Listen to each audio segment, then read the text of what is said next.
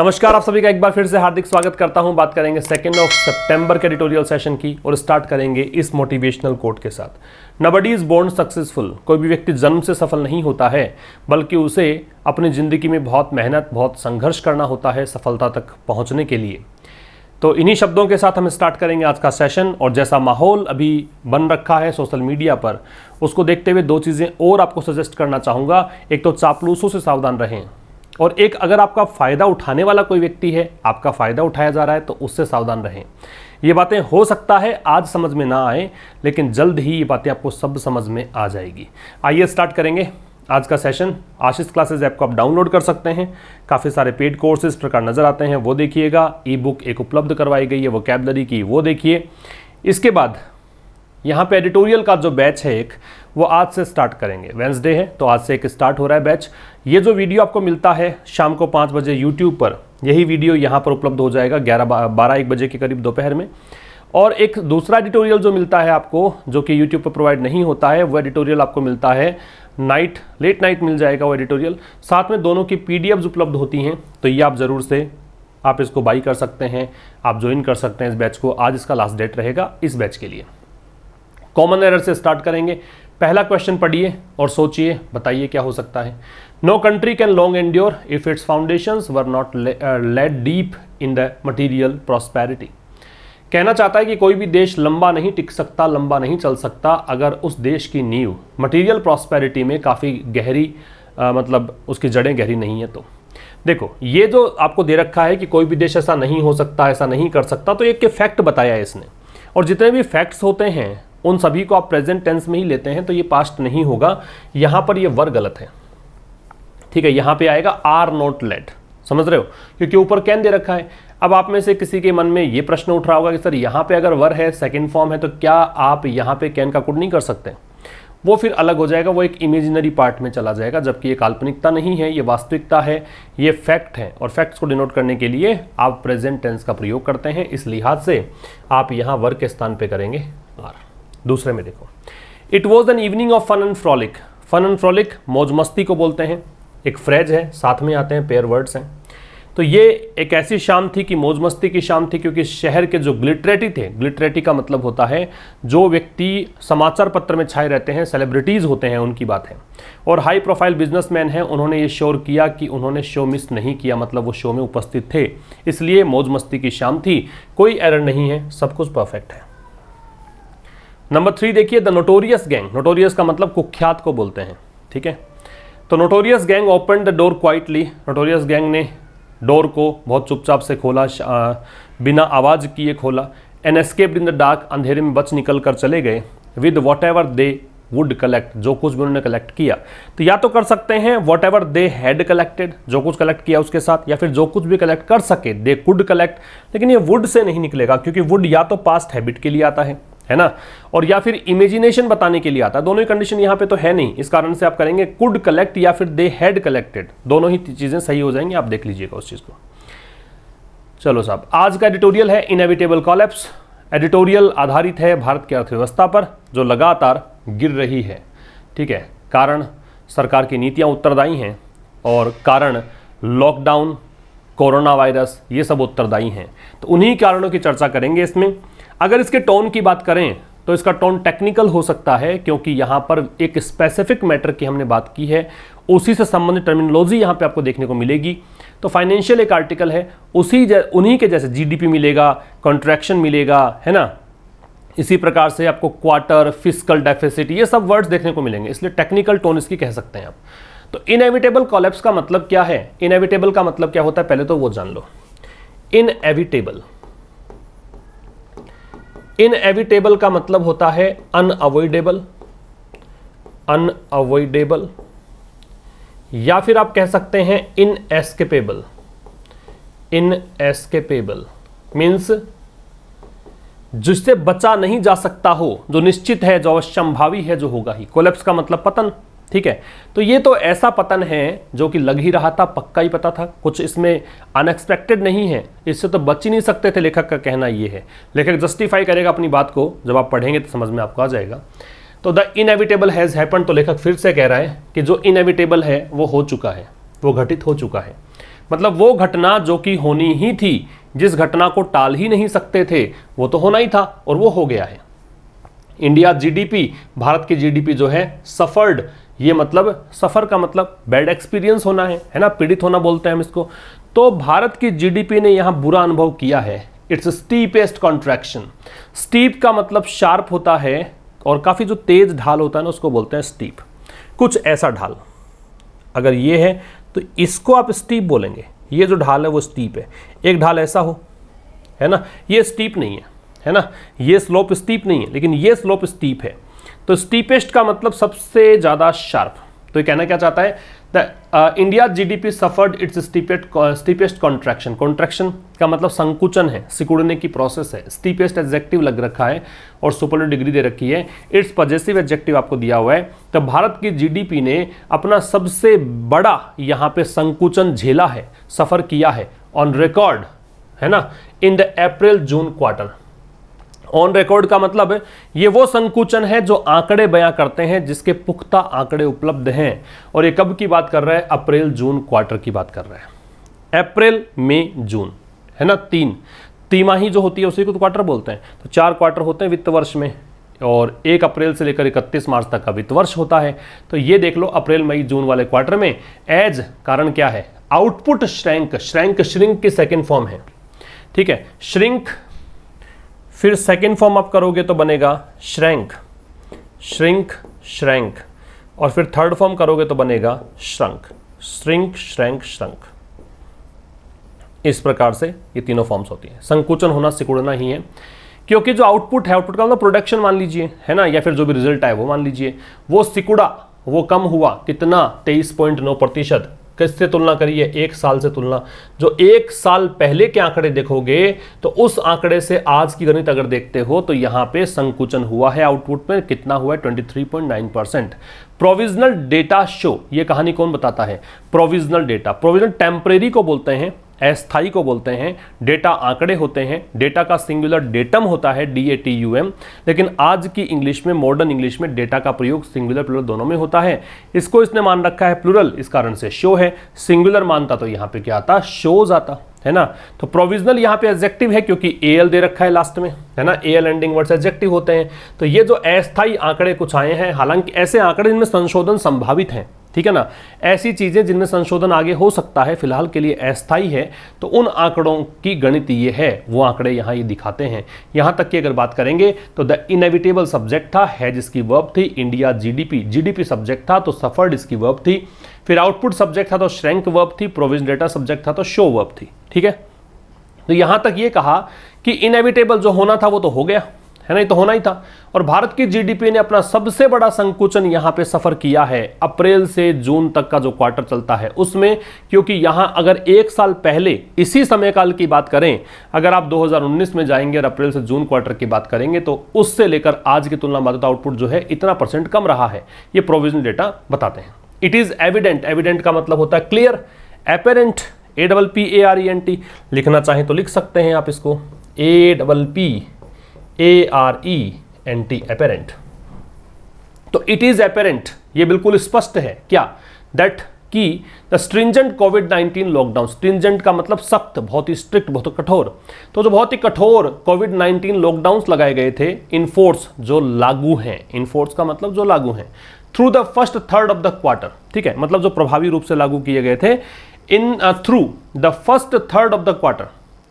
First third of the quarter कहा है इसने, तो जो भी क्वार्टर है अप्रैल मई जून उसका फर्स्ट थर्ड का मतलब क्या हो गया, आप मान लीजिए ये बात अप्रैल की कर रहे हैं। एंड सब्सटेंशियली इनमें, और सबसे मतलब अधिक महत्वपूर्ण तौर पर, सब्सटेंशियल का मतलब होता है ज्यादा होना, और अधिक महत्वपूर्ण तौर पे अगर बात करें तो मई की बात कर लो, होलोड आउट डिमांड। तो इस चीज ने क्या किया, डिमांड को होलो आउट कर दिया। होलो आउट का मतलब होता है खोखला कर देना, समाप्त कर देना।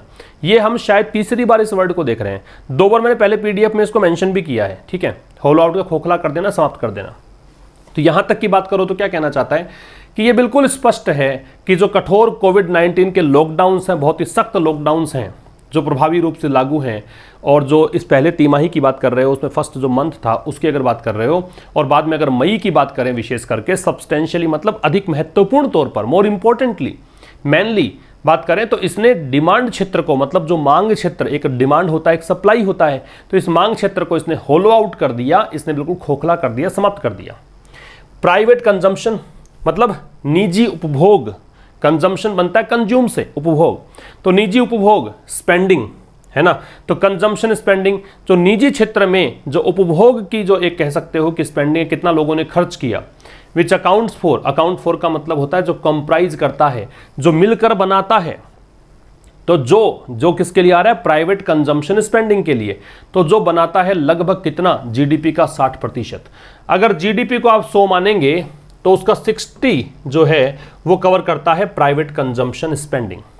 तो ये जो स्पेंडिंग है, अब ये सब्जेक्ट हो गया इसका, ये जो स्पेंडिंग है इस ये क्या हो गई, कॉन्ट्रैक्ट हुई, मतलब यहां पे सिकुड़िए, श्रैंक भी कर सकते थे यहां पे, कितना 26.7%। कारण क्या है, क्योंकि, एज मतलब क्योंकि, ये कंजंक्शन है, कंज्यूमर्स उपभोक्ता, अब्जॉर्ब्ड मतलब इन्होंने त्याग दिया, छोड़ दिया, क्या, ऑलमोस्ट लगभग ऑल डिस्क्रेशनरी स्पेंडिंग। डिस्क्रेशनरी होता है अपने विवेक से करने वाला, कोई बाध्यता नहीं है, कोई जरूरी नहीं है, अननेसेसरी है, आप चाहें तो करें वरना मत करें, तो इसके सिनोनिम्स दे रखे हैं, दिखाई नहीं दे रहे आपको, एक ऑप्शनल है, एक अननेसेसरी है, वॉलंटरी है, ठीक है। तो क्योंकि उपभोक्ताओं ने जो ऐच्छिक रूप से सामान खरीदारी करते थे, पैसा खर्च करते थे, वो इन्होंने कम कर दिया है ना, इस कारण से ऐसा हुआ। तो यहां तक की अगर बात करें प्राइवेट कंजम्पशन से लेकर यहां तक, तो ये कहना चाहता है कि प्राइवेट कंजम्पशन स्पेंडिंग जो जीडीपी का 60% कवर करता है, ये संकुचित हुआ इतना, यहां पे इसमें भी मतलब माइनस हो गया। ये कारण क्या था कि कंज्यूमर जो उपभोक्ता लोग हैं, हम लोग ग्राहक लोग जो हैं, उन्होंने जो पहले मन में आया वैसे थोड़ा सा खर्च कर दिया पैसा, लेकिन अब चूंकि पैसा नहीं रहा तो उन्होंने अपना हाथ जो है, मतलब एक बार कह सकते हैं मुट्ठियां बंद कर ली, पैसा देना बंद कर दिया, खर्चा करना बंद कर दिया, तो डिस्क्रेशनरी स्पेंडिंग जो है उसको इन्होंने छोड़ दिया, इस कारण से ऐसा हुआ। आगे देखिए, एंड एक्सपोर्ट्स, बात करें निर्यात की, विच कॉन्ट्रीब्यूट में टू लगता है, एक बात तो ये ध्यान रखो, तो एक्सपोर्ट जिसका योगदान है कितना, 1/5 ऑफ द जीडीपी, जो जीडीपी का 1/5 भाग कवर करता है। 1/5 कितना हो गया, 20 हो गया, 20% हो गया, ठीक है। तो और एक्सपोर्ट जो कि 20% कवर करता है जीडीपी का, एंड रिफ्लेक्ट, अब ये जो रिफ्लेक्ट कर रहा है, तो एक्सपोर्ट्स ही यहाँ पे सब्जेक्ट है, इसी कारण से रिफ्लेक्ट है। रिफ्लेक्ट का मतलब होता है डिस्प्ले करना, रिवील करना, दिखाना, शो करना, ठीक है। तो जो एक्सपोर्ट्स है, जो जीडीपी का 1/5 भाग है, ये दिखाता है overseas demand for Indian goods. Overseas का मतलब अब्रोड, फॉरेन, विदेश में, तो भारतीय सामान की जो बाहर की मांग है, विदेशों में जो मांग है, and services, goods and services, सामान भी और सेवाएं भी। श्रैंक, इनमें भी संकुचन आया, ये भी सिकुड़ गए, कितने, लगभग 20% तक। बात समझ रहे हो, कहना क्या चाहा। अब अगर सीधा सीधा बात करो तो एक्सपोर्ट सब्जेक्ट हुआ था, रिफ्लेक्ट इसकी वर्ब हो गई थी, निर्यात जो कि निर्यात दर्शाता है, ठीक है। लेकिन बीच में इसने थोड़ा इसका इंट्रोडक्शन दिया, निर्यात कौन सा, वो निर्यात जो कि जीडीपी का 1/5 भाग कवर करता है। और ये कौन से निर्यात का मतलब, दूसरे देशों में सामान भेजना, तो भारतीय सेवा, भारतीय सामान, इसमें भी संकुचन हुआ 20% तक, लगभग, नियरली मतलब ऑलमोस्ट, अबाउट। इन्वेस्टमेंट एक्टिविटी, निवेश संबंधी गतिविधि, ये सबसे अधिक प्रभावित हुई। वर्स्ट हिट का मतलब क्या हो गया, सबसे बुरी तरह प्रभावित होना। तो निवेश वाली जो क्रिया है वो सबसे बुरी तरह प्रभावित हुई, और कोलैप्सिंग, धराशायी होते हुए, गिरते हुए, कितना गिरा, इसमें गिरावट आई 47% की। And shrinking in share of GDP to about 22%। और अगर जीडीपी के शेयर में बात करें कि एक जीडीपी के हिस्सेदारी में जीडीपी का कितना परसेंट गिरावट आई है, तो पहले तो देखो कितना था, 32%, अब कितना गिरावट आई, वहां से गिरावट ये 22%, ठीक है। अ ईयर अर्लियर, एक साल पहले की अगर बात करें 32% था, अब यहां पे कितना, 22%। As larger businesses conserved cash, कारण क्या था, क्योंकि बहुत बड़े बड़े जो बिजनेसेस हैं उन्होंने क्या किया, पैसा कंजर्व कर लिया। कंजर्व का मतलब संरक्षित रखना, पैसा अपने पास रखा है ना, कि वो अब कैश जो है उसको हम खर्च नहीं करेंगे। एंड रिफ्रेंड फ्रॉम, रिफ्रेंड के साथ में फ्रॉम लगता है, याद रखना भाई। और उन्होंने परहेज किया, किससे, किसी भी पूंजी के खर्च करने से, कैपिटल स्पेंडिंग से। इन द फेस ऑफ का मतलब है क्यों, इसके चलते, है ना, इस चीज के चलते, किसके चलते, अनसर्टेनिटी, अनिश्चितता के चलते। And similar and smaller firms prioritise survival, और छोटी जो संस्थाएं थी, छोटे जो उद्योग धंधे हैं, उन्होंने प्राथमिकता दी। ये होता प्राथमिकता देना, प्रायोरिटी का सेकंड फॉर्म, प्रायोरिटाइज की सेकंड फॉर्म है सर्वाइवल, कि वो जैसे तैसे करके अपना काम चलाते रहें, इस मुसीबत के दौर में भी एग्जिस्ट करें, कहीं ऐसा ना हो कि शट डाउन करना पड़े। इस प्रकार की तरजीह दी, इन्होंने प्राथमिकता दी। यहां तक की बात करें, रिपीट करता हूं, देखो ये कह रहा है कि एक्सपोर्ट्स जो कि जीडीपी का 1/5 भाग कवर करता है, ये भी इसमें गिरावट लगभग 20% की आई, और इन्वेस्टमेंट एक्टिविटी जो है वो सबसे बुरी तरह प्रभावित हुई। ये कितनी गिरावट आई? 47% की। और अगर जीडीपी के हिस्से में अगर देखें तो कितनी गिरावट आई, तो जीडीपी के हिस्से में देखें, shrinking in share of GDP to about 22% from 32% a year earlier as larger businesses conserve, क्योंकि पहले तो क्या है, जीडीपी में हिस्सेदारी इसकी कितनी थी? 32%। इस बार कितना रह गया? 22% ही। कारण क्या है? बड़े बड़े जो उद्योग धंधे हैं उन्होंने कैश को संभाल कर रखा, कंजर्व रखा, पैसा खर्च नहीं किया, और वो किसी भी कैपिटल स्पेंडिंग से बचते रहे। कारण क्या था? अनिश्चितता वाला बाजार है, इस कारण से। और छोटे जो उद्योग धंधे थे उन्होंने सोचा कि जैसे तैसे करके काम चला लेते हैं, उसके बाद जब दौर, ये खराब दौर निकल जाएगा तो कुछ करेंगे बढ़िया, है ना, ये कहा गया इसमें। आगे आ जाओ। अक्रॉस द रियल इकोनॉमी, जो वास्तविक अर्थव्यवस्था है, उस पूरी वास्तविक अर्थव्यवस्था में, अक्रॉस का मतलब संपूर्ण रूप से, ठीक है, तो पूरी की पूरी जो वास्तविक अर्थव्यवस्था है उसमें अगर देखें, every single industry and services sector, हर एक इंडस्ट्री और जो सर्विसेज सेक्टर है, सेवा क्षेत्र है, श्रैंक, इसमें संकुचन हुआ, with the solitary exception. Solitary मतलब केवल एकमात्र, ओनली, है ना, ओनली, लोनली, सिंगल। केवल यहां अपवाद था कृषि, कृषि में संकुचन नहीं हुआ, बाकी सब में हुआ। समझना, अगर वास्तविक अर्थव्यवस्था की बात करते हो पूरी तरीके से, तो हर एक इंडस्ट्री में, हर एक सेवा क्षेत्र में संकुचन हुआ है, सब में ग्राफ डाउन हुआ है, ठीक है। केवल एक ही अपवाद बचा है, वो कृषि है। और कृषि के बारे में कहा है कि ये जो है इसमें बढ़ोतरी हुई है 3.4% की, और ये पिछली बार की जो बढ़ोतरी है उससे आगे निकल गई है। आउटपेस का मतलब होता है आगे निकल जाना, ठीक है, गति करके आगे निकल जाना, गति करके किसी को पीछे छोड़ देना। पिछले क्वार्टर में, है ना, अर्लियर क्वार्टर मतलब जो पहले वाला क्वार्टर था जिसमें 3% का विस्तार हुआ था, उसकी तुलना में आगे 3.4% हो गया इस बार। एक्सपेंशन का मतलब विस्तार, एक्सपेंड से बनता है। Construction suffered the most, construction मतलब जो बिल्डिंग निर्माण आदि वाला काम है वो सबसे अधिक प्रभावित हुआ। प्लंजिंग, प्लंज का मतलब गोता लगाना, नीचे गिरना, डिप करना, ये डिप किया इसने 50%, लगभग आधा बाजार खत्म हो गया कंस्ट्रक्शन वाला। Followed by the omnibus services category, और फॉलोड बाय का मतलब अगर जब कंस्ट्रक्शन वाला काम गड़बड़ हो गया तो फिर इसके पीछे पीछे चल दिए ऑमनीबस सर्विसेज। ऑमनीबस का मतलब कोई एक ऐसी चीज जो बहुत सारी चीजों को कवर करती है। ओमनी जहां रूट वर्ड आता है इसका मतलब होता है सभी, ठीक है। ऑमनीबस का मतलब कोई ऐसी चीज जो बहुत सारी चीजों को साथ में कवर करे, वो ऑमनीबस कहलाता है। तो 50% यहां गिरावट आई है कंस्ट्रक्शन में। और इसके बाद ऑमनीबस सर्विसेज कैटेगरी जो हैं, जैसे कि ट्रेड है, होटल्स है, कम्युनिकेशन है, ट्रांसपोर्ट है, ब्रॉडकास्टिंग है, इन सभी में गिरावट आई, विच श्रैंक। और इन सभी के लिए कह रखा है कि ये जो सभी हैं ये कितना संकुचित हुए? 47% तक। फॉलोड बाय का मतलब ये है कि सबसे ज्यादा तो कंस्ट्रक्शन और सेकंड नंबर पे ये वाले, इनको फॉलो किया इस चीज ने। Hit by the pandemic linked restrictions. और अगर पूछे आपसे कि trade, hotels, communication, transport, broadcasting किस लिए प्रभावित हुए, तो इसका कारण यह था, ये प्रभावित हुए पेंडेमिक लिंक्ड, वैश्विक महामारी से जुड़ी हुए रेस्ट्रिक्शंस के कारण, लॉकडाउन के कारण। रेस्ट्रिक्शन प्रतिबंधों को बोलते हैं, है ना, तो रेस्ट्रिक्शंस प्रतिबंध है इसलिए जो वैश्विक महामारी संबंधित जो लॉकडाउन लगाए गए थे, प्रतिबंध लगाए गए थे, उसके चलते सब कुछ प्रभावित ये हुआ। क्लियर है? 50% संकुचन आया इसमें। इसके बाद सेकंड नंबर पर इन सब में दिक्कत आई। आगे आ जाओ। मैन्युफैक्चरिंग, ये हो गया आपका निर्माण क्षेत्र। 2, ये भी took a severe beating. Take a beating का मतलब होता है बुरा प्रभाव झेलना, हानि फेस करना, हानि होना, नुकसान मतलब फेस करना, घाटा लग जाना। तो मैन्युफैक्चरिंग में घाटा लग गया। कॉन्ट्रैक्टिंग 39%, कितना संकुचन हुआ? 39%।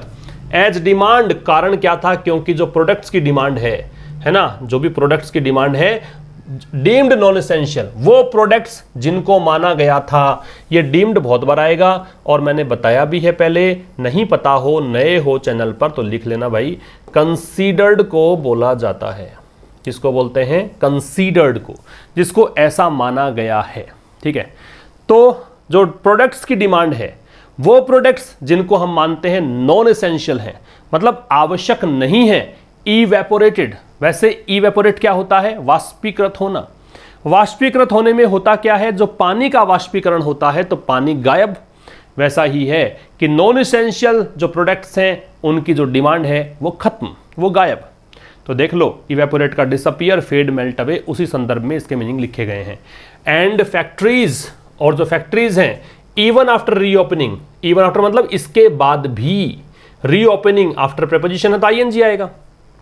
फैक्ट्री खुल तो गई, वापस से खोल तो दिया गया लॉकडाउन के बाद, उसके बाद में भी स्ट्रगल्ड, इन्होंने संघर्ष किया। फैक्ट्रीज को देखकर है ये स्ट्रगल्ड। टू रन, संचालन करने में, अमिड शॉर्टेजेस, कारण क्या है? इस चीज के चलते कि कमी थी लेबर की, मजदूर नहीं मिले, एंड एडेड सेफ्टी नॉर्म्स, और उसके बाद में कई सुरक्षा संबंधी नियम जोड़ दिए गए, एडेड हो गए। एडेड मतलब जोड़े गए सुरक्षा संबंधी जो नियम हैं उनके चलते इनको संचालन में संघर्ष करना पड़ा। संघर्ष इन्होंने किया।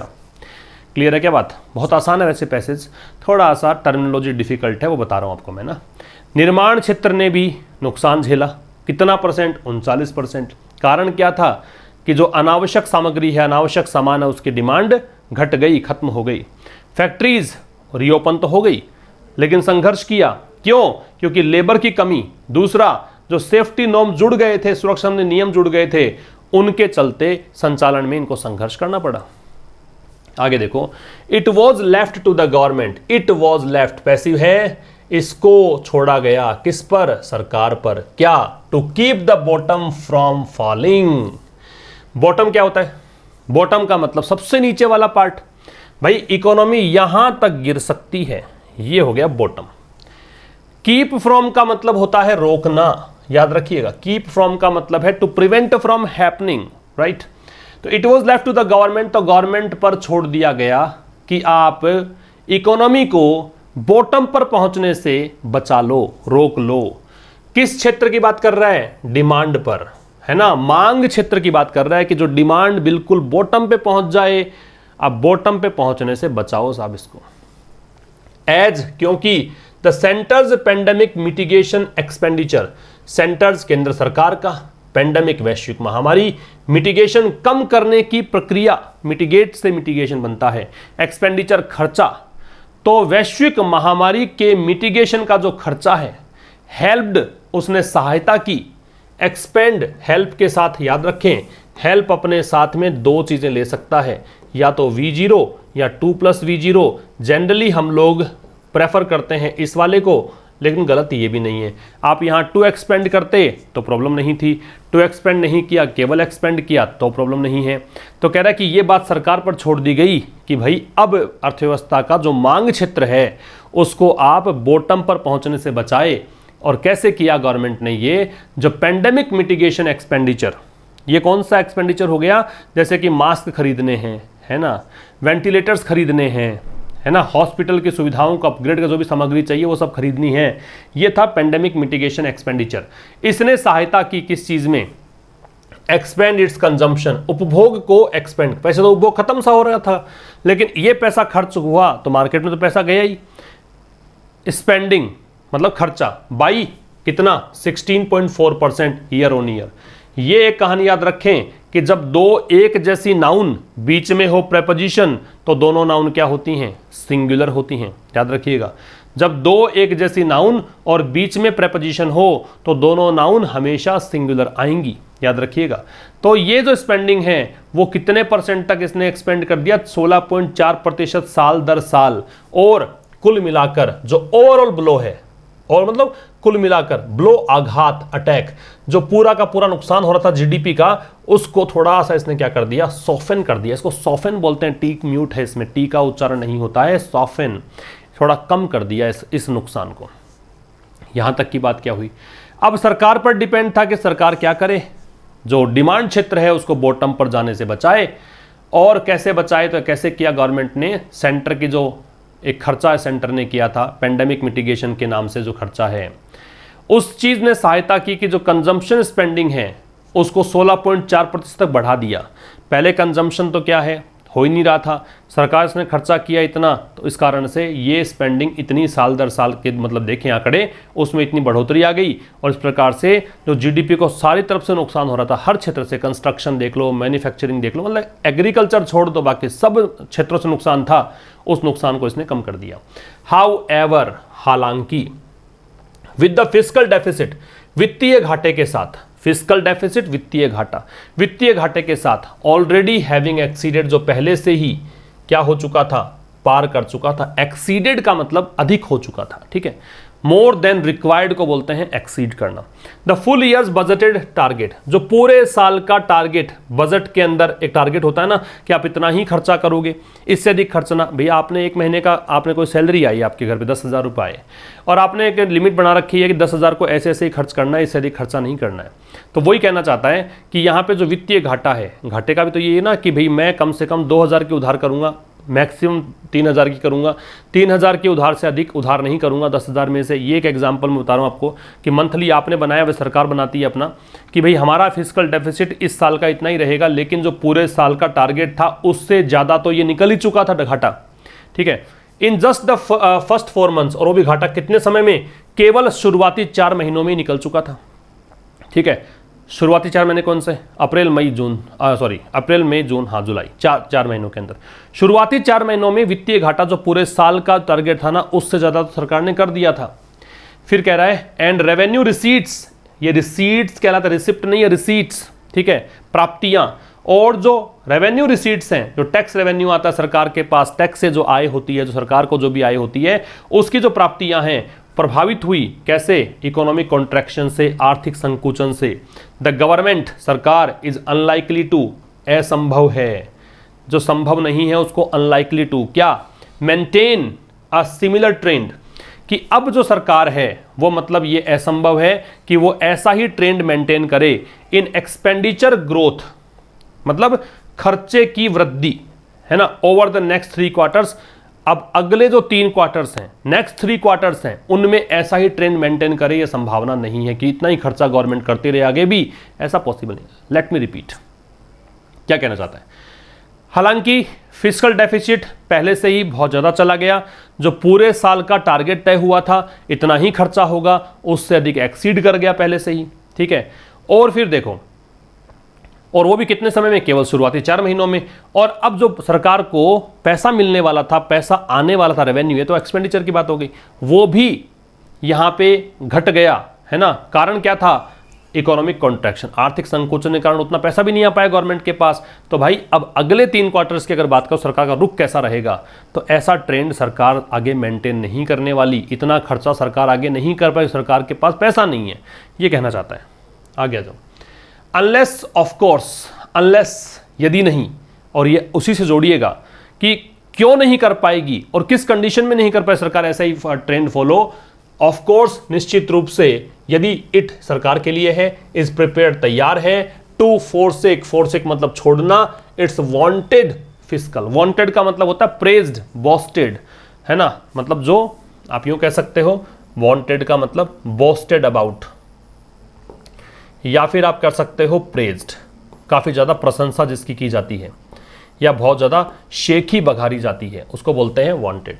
फिस्कल कंजर्वेटिज्म, कंजर्वेटिज्म क्या होता है, संरक्षणवाद, है ना, मतलब पैसा खर्च नहीं करना है, पैसा बचा कर रखना है, इस कहानी को, रूढ़िवादिता जिसको बोलते हैं, उसको बोलते हैं कंजर्वेटिज्म। तो कह रहा है कि ये सरकार अगले 3 क्वार्टर्स के अंदर, पिछले स्लाइड से उठा रहा हूं, अगर पिछले मतलब 3 क्वार्टर्स जो है, अगले 3 क्वार्टर्स हैं, उसमें सरकार ऐसा ट्रेंड फॉलो कर पाए, ऐसी संभावना नहीं है। और क्यों नहीं है, यदि सरकार तैयार नहीं है अपने इस कंजर्वेटिज्म वाले प्रोसेस को छोड़ने के लिए, ये प्रशंसित शेखी बघारना कि सरकार कह रही है कि पैसा बचा कर रखेंगे, पैसा ही नहीं, तो अगर सरकार ये वाली नीति नहीं छोड़ेगी, पैसा और बचा के रखेंगे, पैसा मतलब खर्च करना शुरू नहीं करेगी, तो फिर तो साहब हो गया काम, फिर अगले 3 क्वार्टर्स के अंदर पैसा मार्केट में नहीं आएगा, सरकार मतलब ऑथर का ये कहना है। And finds innovative ways to mobilise resources, और अगर सरकार नहीं करती है, अनलेस का मतलब यदि नहीं होता है, unless is the negative word, that's why unless does not require not with it, because it itself is a negative word, याद रखिएगा।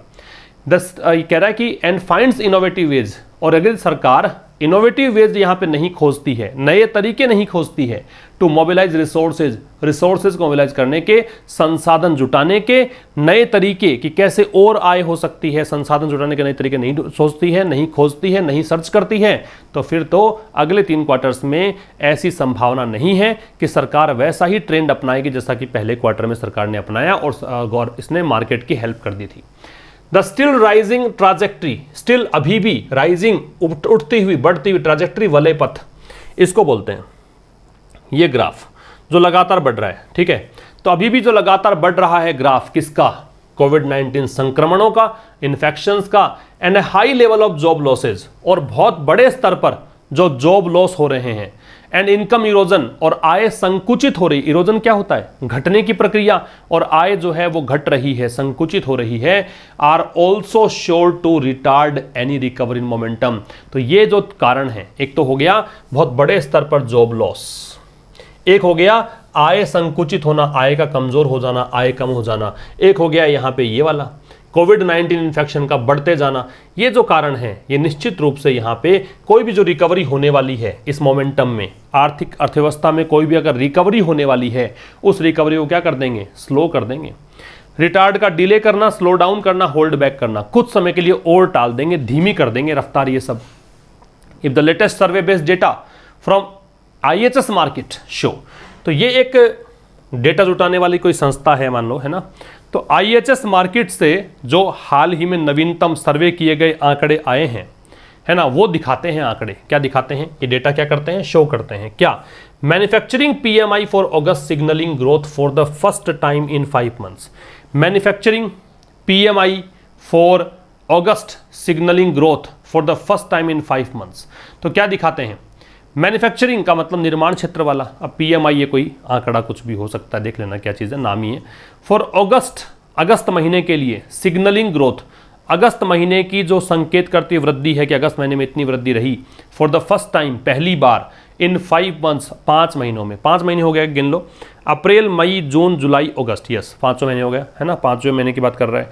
तो कह रहा है कि जो हाल ही में एक सर्वे हुआ और उस सर्वे से जो आंकड़े सामने आए, और ये सर्वे किया IHS मार्केट ने, इसने ये दिखाया है कि मैन्युफैक्चरिंग PMI के जो आंकड़े हैं ना, ये मैन्युफैक्चरिंग वाले, निर्माण क्षेत्र वाले जो आंकड़े हैं अगस्त के लिए, वो यहाँ ग्रोथ दिखा रहे हैं। किसमें, अगस्त के महीने में पहली बार, 5 महीनों में पहली बार।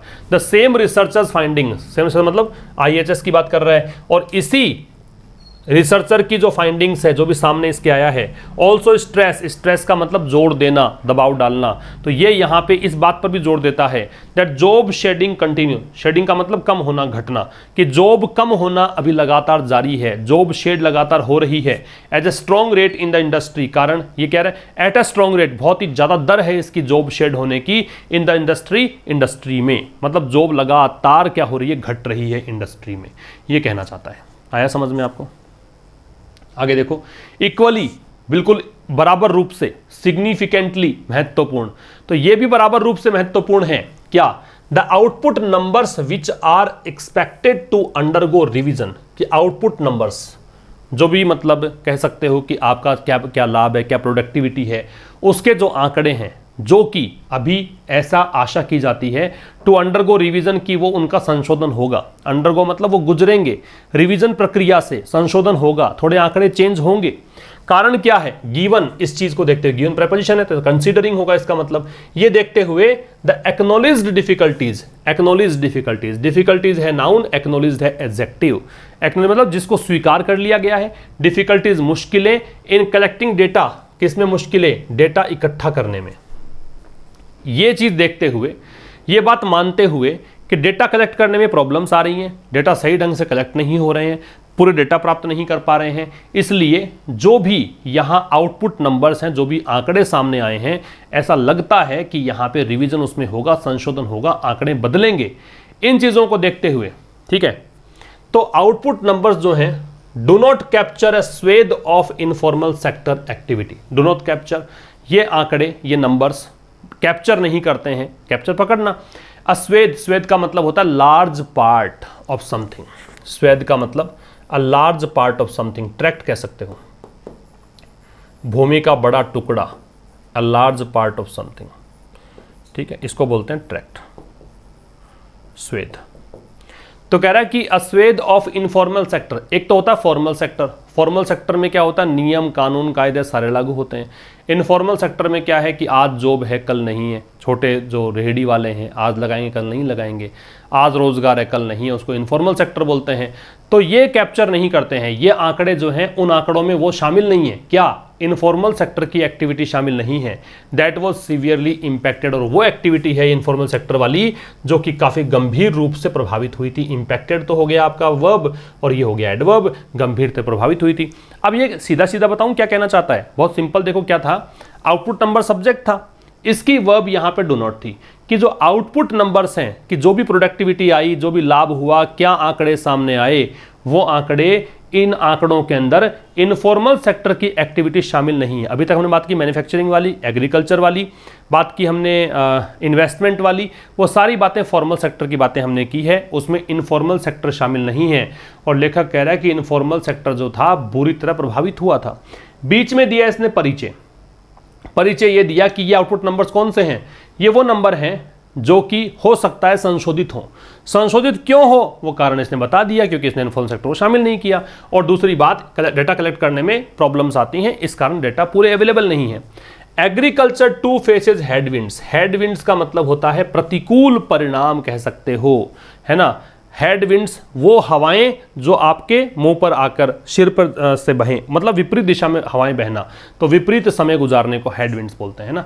एग्रीकल्चर भी यहाँ पे प्रतिकूल परिणाम झेल रही है इन द फॉर्म ऑफ, इस रूप में, हायर देन आइडियल रेनफॉल, कि अब जितनी आदर्श बारिश हो सकती है अगस्त में उससे ज़्यादा बारिश हुई है। तो ये प्रतिकूल चीज़ें चल रही है एग्रीकल्चर के लिए भी। इन सेवरल की क्रॉप ग्रोइंग रीजन्स, कहाँ पर, सेवरल अनेकों, की मुख्य, क्रॉप फसल, ग्रोइंग उत्पादन करने वाले, रीजन्स क्षेत्र में, जहाँ मुख्य फसल का उत्पादन होता है उन क्षेत्रों में बारिश जो है वो आवश्यकता से अधिक हो रही है। जो आइडियल एक रेन लेवल होता है ना उससे अधिक बारिश है। In western and central India, पश्चिमी और मध्य भारत में, and with the impact of recent farm market ordinances, ये होता है अध्यादेश, और इसके प्रभाव के चलते, किसके, हाल ही में कुछ फार्म मार्केट जो खेती वाला बाजार है, कृषि के उत्पाद जहां बेचे जाते हैं, उसके कुछ अध्यादेश हैं, वो अभी भी यहां पर उनको प्ले आउट करना है, असर दिखाना है। प्ले आउट का मतलब है कि ये हैपन होना है, अकर होना है, प्रभावित करना है। अभी ये अध्यादेशों ने प्रभावित किया ही नहीं, ये प्रभावित और करेंगे आगे चलकर। तो कह रहा है एग्रीकल्चर भी यहां पे आवश्यकता से ज़्यादा, है ना, एग्रीकल्चर भी क्या है, विपरीत परिणाम यहाँ पे हो सकते हैं, उसके भी विपरीत एक दौर चल रहा है। इसका कारण है कि आवश्यकता से अधिक बारिश हुई है उन इलाकों में जहाँ पर कुछ मुख्य फसलों के उत्पादन होते हैं, ठीक है। और ये इलाके बताए हैं वेस्टर्न और सेंट्रल इंडिया के अंदर, पश्चिमी और मध्य भारत में। और अभी कृषि बाजार संबंधी कुछ अध्यादेश ऐसे हैं, नियम ऐसे हैं, उनको प्रभावी होना बाकी है। अभी वो प्रभावी होंगे तो और प्रभाव पड़ेगा। It may be a while, थोड़ा समय बाद, तो ऐसा हो सकता है, अ वाइल कुछ समय लग सकता है, before the end of the tunnel is sighted. Tunnel सुरंग को बोलते हैं, साइट देखने को बोलते हैं, कि आप देख रहे हो कि सुरंग का एंड, सुरंग का मतलब दुखों का एंड, है ना, प्रॉब्लम्स का एंड आपने देख लिया कि यहीं तक प्रॉब्लम्स है, ऐसा नहीं है, उससे भी आगे जा सकता है। कुछ समय और लग सकता है कि आपको दिखाई दे कि हाँ प्रॉब्लम्स यहाँ तक की ही है ना, प्रॉब्लम्स और आगे चल सकती हैं, क्योंकि कृषि वाला क्षेत्र तो बचा हुआ था केवल, जहाँ पर 3.4% की वृद्धि देखने को मिली थी, वह भी प्रभावित हो सकता है। कारण बताया बारिश का अधिक होना, दूसरा कुछ यहाँ पे नियम वगैरह हैं और प्रभावित भी होंगे, प्रभावी होंगे जब वो प्रभावित करेंगे इस सेक्टर को। तो इसके चलते अभी जो एंड देख पाना थोड़ा सा असंभव है, थोड़ा सा और दूर है एंड देख पाना, कि और भी मुश्किल हो सकता है आगे बात करेंगे रिवीजन की। तो रिटार्ड का मतलब बताया था मैंने आपको, स्लो करना, डिले करना। तो एक नंबर को जोड़ेंगे सी से, इवेपोरेट को जोड़ेंगे किससे, डिसअपीयर से, गायब हो जाना, फेड अवे। सॉलिटरी का एकाकी होता है तो ओनली, है ना, एकमात्र, तो बी से। एब्जोर का रिनाउंस होता है त्यागना, छोड़ना, तो ये डी से। स्टीप का मतलब शार्प, काफ़ी तीखा ढाल जो होता है उसको बोलते हैं। ये आप स्क्रीनशॉट ले सकते हैं इसका। फिर हम शुरू करेंगे ट्रांसलेशन। वह मेरे साथ चालाकी नहीं कर सका, कोई काम नहीं कर सका, वह अंग्रेजी नहीं बोल सका, he could not speak English, वह झूठ नहीं बोल सका, he could not tell a lie, वह नहीं जा सका, ही कुड नॉट गो, तो कुड नॉट का प्रयोग तो करना ही है, तो ही कुड नॉट। एक नई चीज सीखो, मंकी शाइन, चालाकी करना, विद मी, मेरे साथ, ये एक नई चीज सीखने को मिलेगी आपको। मंकी शाइन का मतलब चालाकी करना, ही could not monkey shine with me. उसकी शैतानी यहां नहीं चलेगी, कोई भी काम नहीं चलेगा या चलेगा, विल डू या विल नॉट डू, है ना। जैसे पेन चलेगा, चलेगा मतलब ऐसा नहीं कि पेन काम करेगा, चलेगा मतलब ये है कि जैसे मान लो पेन पेंसिल में से क्या चीज़, भाई ठीक है पेंसिल चल जाए कोई बात नहीं है। टॉर्च लोगे, माचिस से लाइट चली गई हो, टॉर्च चाहिए या माचिस चाहिए, माचिस चलेगी, कहते हैं इस प्रकार से। तो वैसे ही maths box will do, math stick will do, इस प्रकार से। तो यहाँ पे शैतानी नहीं चलेगी, तो क्या करोगे, his monkey tricks will not do here. ये मंकी ट्रिक्स का मतलब चालाकी। नया यहाँ पे भी देखो मंकी से एक और फ्रेज है, एक और फ्रेज यहाँ पे देखो मंकी से, उसने दूसरों को बेवकूफ बनाने का काम बंद कर दिया है। कोई भी काम कर दिया है तो हैज है प्लस थर्ड फॉर्म, बंद कर दिया है तो ही हैज स्टॉप्ड, क्या, दूसरों को बेवकूफ बनाने का काम, मंकी बिजनेस, ठीक है, विद अदर्स, दूसरों को बेवकूफ बनाने का काम बंद कर दिया है। प्रेपोजिशन की बात करें, हमने देखा था रिफ्रेंड में फ्रॉम था, तो यहां एब्सटेन में भी फ्रॉम आएगा, इसका भी परहेज करना होता है। तो उसने वोटिंग में हिस्सा नहीं लिया, वोटिंग से दूरी बनाए रखी, ये कहना चाहता है। He had to yield to the pressure, yield to का मतलब घुटने टेकना होता है, सरेंडर करना होता है। और the painter was born to, आप किसी के यहां जन्म लेते हो, किन पेरेंट्स के यहां जन्म आपने लिया, तो पेंटर का जन्म किसके यहां हुआ, हम्बल पेरेंट्स, बहुत ही विनम्र माता पिता थे, उनके यहां इनका जन्म हुआ, ये कहना चाहता, बोर्न के साथ टू आएगा। तो ये था दोस्तों आज का सेशन, आपके साथ मुलाकात होगी कल शाम 5 बजे, जरूर से शेयर कर दें जो भी बच्चे लाइव देख रहे हैं। पसंद अगर आपको आया हो सेशन, समझ में अगर आया हो तो लाइक कर दें। मिलते हैं कल शाम 5 बजे, तब तक के लिए नमस्कार, थैंक्स अ लॉट।